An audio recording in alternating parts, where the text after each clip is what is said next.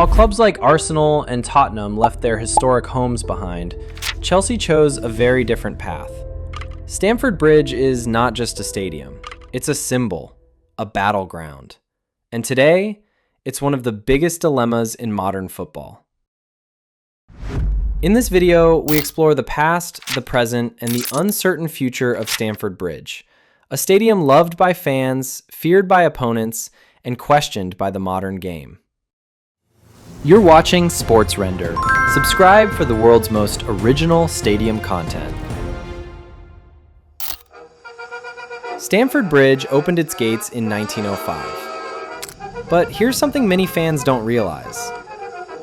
Chelsea Football Club was created because of the stadium, not the other way around.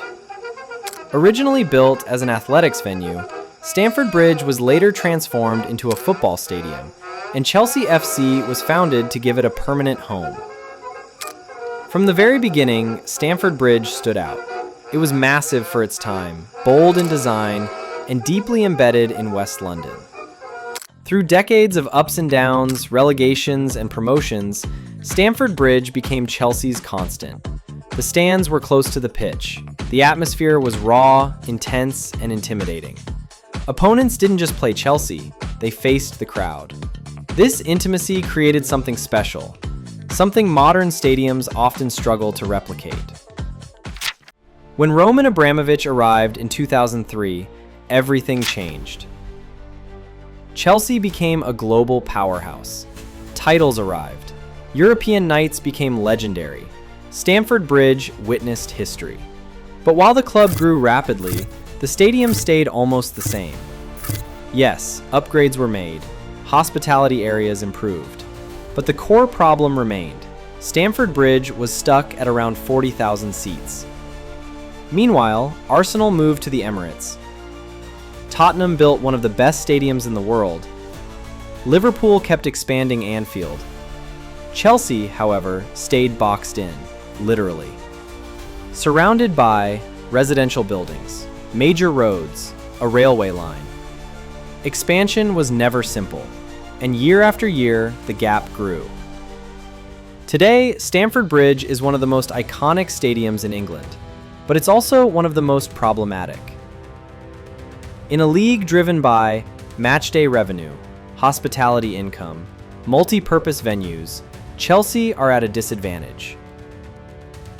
On match day, Stamford Bridge generates far less revenue than its rivals' stadiums, not because of lack of demand, but because of lack of space.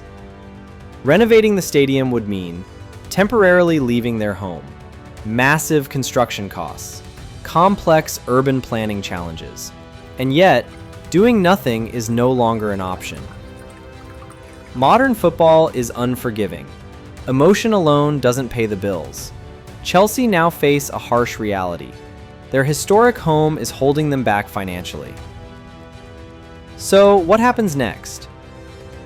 Chelsea realistically have three options. Full redevelopment, a bold renovation that keeps Stamford Bridge alive. But this would be extremely expensive, complex, and disruptive.